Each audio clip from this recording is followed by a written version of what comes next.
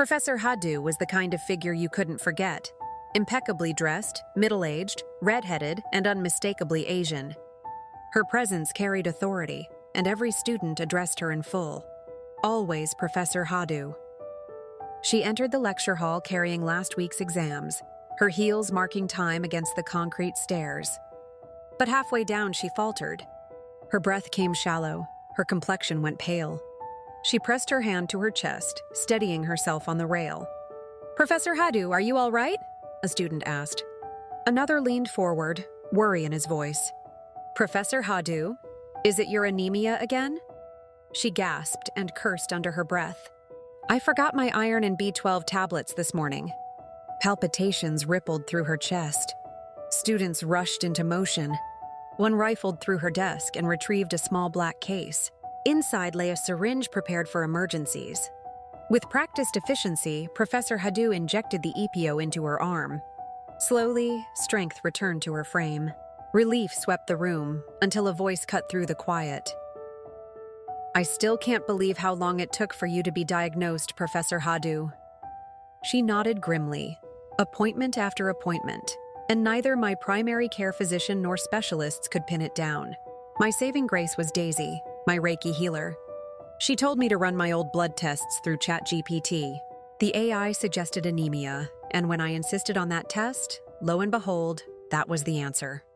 With her glasses adjusted and composure regained, she opened her notes. Across the board, she wrote in precise script, "Christ consciousness and the hologram of reality."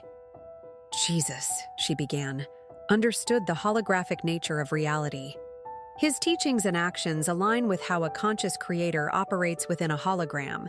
Miracles were not supernatural exceptions but demonstrations of hologram mechanics. Reality is responsive to intention and alignment. Remember his words, "The kingdom of God is within." Your inner state determines the projection. Pen scratched furiously, she continued. Resurrection itself was mastery of the code. Jesus said, "I lay down my life that I may take it up again." Crucifixion was an intentional exit from the program. Resurrection was the reloading of his avatar. Death is a projection rule. He showed the true self is source consciousness, the projector. Students shifted forward in their seats, captivated. Accounts describe him appearing and disappearing after resurrection, slipping from crowds unharmed. In holographic terms, this was changing render location, fading the avatar in and out. Teleportation is not breaking physical laws. It is moving the projection point of consciousness. Upload the scene, download body data at the new location, and the body re-renders. You've all experienced diluted versions, lost in thought, snapping back, realizing time vanished. "That is a micro-teleportation," a hand shot up. "Professor Hadu, does that mean greater works than Jesus are possible?" She answered with certainty. Yes. He expected others to learn and apply the same code. Miracles are not meant to be rare. They are demonstrations of how consciousness operates as projector rather than avatar. She outlined the three-step process for deliberate teleportation. Strip awareness down until the system responds as if already present at the new location. Render body and world together. Release the concept of travel so the reprojection is immediate. The body is drawn in real time where consciousness anchors, she explained. If teleportation fails, check whether your focus is fully held and whether you've let go of the travel gap. The lecture hall was electric, students whispering in awe. Professor Hadu closed her notes and smiled slyly. 10 points extra credit will be awarded to anyone who comes dressed as a Star Trek cast member next week.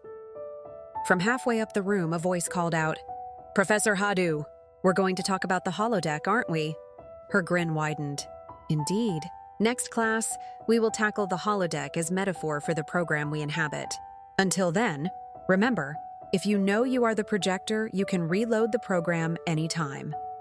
The bell rang, and students left buzzing, not only about grades and extra credit, but about the possibility that reality itself might be bent by intention, just as Professor Hadu had described.